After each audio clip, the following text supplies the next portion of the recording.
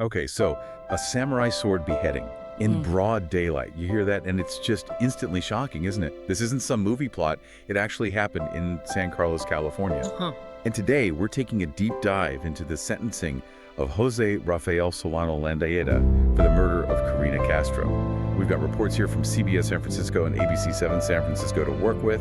Our goal really is to pull out the crucial facts of this horrific crime, understand the legal outcome, and also try to grasp the emotional impact on Karina Castro's family. Let's get into what these reports are telling us. Right, and what immediately stands out, I think, is just the sheer brutality and, importantly, the relationship between the people involved. This wasn't random, as the reports state. The murder itself happened back in 2022 in San Carlos. The weapon, as you said, a samurai sword, it's almost unbelievable. And the news reports, they emphasize the violence, almost a decapitation, right there in front of witnesses. Horrifying. And tragically, Karina Castro was the mother of Solano Landaeta's own child, an 18-month-old baby at the time. So this points to a deeply, deeply fractured prior connection. Yeah. Just for context on the timeline. The murder was in 2022, then a guilty verdict came in November 2023. And the sentencing we're discussing happened January 30th, 2024. Right. And the legal path to get to that sentence, well, it had some twists. He was charged with first-degree murder. He initially pleaded not guilty. But then there was this brief period where he pleaded not guilty by reason of insanity. That's right. And here's a key point from the reports. The prosecution's argument was basically vengeance, pure and simple. The defense, though, they tried to argue self-defense, linking it to Solano's mental health issues. But that argument was ultimately rejected by the judge. Yeah, rejected quite firmly, it seems. What does it really tell us when a judge dismisses an insanity plea like that, especially in a case this violent? Well, that's a crucial question. Judge Novak actually made a statement. She said this incredible act of violence was not a byproduct of mental illness. That suggests, a pretty high bar for proving an insanity defense legally. Okay. Typically, you have to show the defendant didn't understand what they were doing or didn't know it was wrong at that specific moment. Right, at the time of the crime. Exactly. So the judge's stance implies the evidence just didn't meet that standard. It maybe pointed towards a level of intent or awareness, something that contradicted that idea of a complete break from reality. So what was the final sentence then? The sentence handed down was 25 years for the murder itself, plus an additional year for using the weapon, the sword. So that totals 26 years to life. 26 years to life. And parole eligibility. Only after serving those 26 years. Okay. And were there financial penalties too? Yes, $20,000 in restitution, and court fines were ordered immediately. Plus there's additional restitution specifically for the family, but that amount is still to be determined. 26 years before parole is even on the table. Okay. Let's try to dig into what might have led up to this. The reports talk about a very volatile relationship between Solano and Castro. Very volatile. Marked by these, intense social media arguments. Snapchat is specifically mentioned. Yeah, the digital aspect is significant here. And it seems Karina Castro had threatened to expose some really damaging information about it. Alleged sexual encounters Solano apparently had with an underage girl.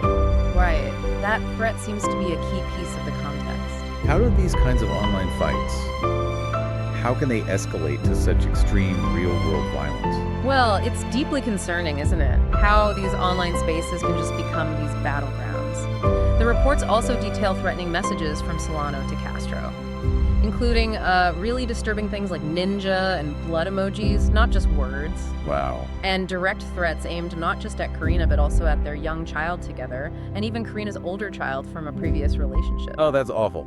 Yeah. It kind of paints this picture of a major escalation, where the verbal and even symbolic aggression online might have foreshadowed, maybe even fueled the physical violence. Yeah. It really underscores how digital conflict can spill over, especially when relationships are already unstable. It absolutely does. Yeah. And the courtroom testimony, it just sounds horrific. Witnesses describe this brutal attack, the slashing, the near decapitation, all happening in broad daylight right out in the open. Just horrific details. And there was one detail that really stood out to me from their reporting. Apparently, after the attack, Solano walked away. He put the sword in his car a couple of blocks away. Then he came back to the scene, and that's when he was arrested. What does that kind of action suggest? Right after such incredible violence. Well, that detail, him walking away, dealing with the weapon, and then returning. It is significant. It suggests potentially a degree of awareness, maybe some level of control immediately following the act itself. Right. Not like someone completely lost in the moment. Exactly, and that likely further undermined any defense argument about, say, a complete loss of control due to mental issues at that specific time. It probably lent more weight to the prosecution's argument, the idea of a deliberate act, vengeance, rather than something committed in a state of total dissociation or psychosis. Yeah, that makes sense.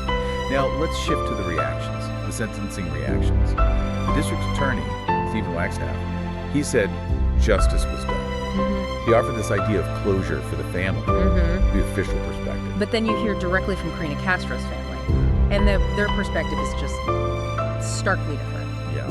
Her father, Martin Castro, he felt the sentence was nowhere near enough. He called California's laws insane. Strong words. He even compared it directly to sentences for gun homicides, questioning why the weapon type might mean less chance of life without parole. Right. What does this disparity tell us about how the legal definition of justice lines up, or doesn't, with what victims' families feel? It highlights this frequent disconnect. It's a gap, often a huge one, between what the legal system aims for accountability, a formal resolution, and the emotional reality for those directly impacted. Totally. For the system, the sentence closes a chapter. For the family, the pain, the loss, it's immeasurable. It's ongoing. Of course. And the father's comparison to gun violence, it points to that common frustration, doesn't it? That feeling the punishment just doesn't fit the crime's enormity, the devastation caused, and that maybe legal details can feel arbitrary when you're facing such profound loss. And that feeling just echoes through the other family statements too. Karina's grandmother, Danielle Gannon, she expressed this sort of bleak relief that Solano probably wouldn't get out in her lifetime, but still felt heartbroken that he might ever get out. Yeah, that sense of partial justice, at best, in her eyes. And her sister, Karina Castro, just stated the plain, devastating truth. No court date is going to bring her back. Nothing can change that fundamental loss. No. And a close friend, Monica Camacho, she pointed out something painful too. That while the family suffers every day, Solano, he'll have his basic needs met in prison. He still has rights. And he has that possibility of parole eventually. It's a difficult reality for victims' families to confront. Even Judge Novak herself, the presiding judge, she commented that the sentence imposed, her words were, just does not feel sufficient for the crime. Wow, that's a really powerful admission from the judge. Isn't it? It really is. And it just underscores the profound impact this case had, even on people within the legal system itself. These reactions, taken together, they really illustrate the limits, don't they? The limitations of legal remedies when it comes to truly delivering a sense of justice or closure for people who've suffered such an enormous loss. The emotional wounds are they're still there, regardless of the legal outcome. And despite all this pain, the reports do mention the family's focus now. It's on protecting Karina's 2 young daughters. It's just a sobering reminder, isn't it, that the consequences of this violence go way beyond the courtroom. They're going to shape the future for these kids. Exactly. The legal part might be, quote unquote, concluded, but the long-term impact on that family, especially those children, that's really just beginning. Their journey, healing, rebuilding, it's going to take so much support, so much resilience. So, okay, let's try to bring this together then. Yeah. We've looked at the horrifying details of Karina Castro's murder by Jose Solano Landaeta. We've traced the legal path to that 26 years to life sentence. And we've heard the really deeply felt reactions from her family, who, despite the conviction, feel pretty strongly that the justice system just hasn't fully addressed their loss. Yeah, and what's particularly striking, I think, is that contrast between the legal system saying, justice done, maybe offering closure, and the family's enduring grief, they're feeling that the sentence was inadequate. This case really forces us, I think, to consider the different facets of justice. What does it even mean when you're faced with such extreme violence and the devastation it leaves behind? It's not simple. No, it's not. And that really brings us to you listening. Think about this. In the face of violence this brutal, what does justice truly mean? When a family, a community, is just shattered like this, can any legal sentence, no matter how long, ever fully address that kind of loss? What should we expect from our legal system in cases like this? And what does justice actually look like in the aftermath of such an irreversible tragedy? It's definitely a lot to consider.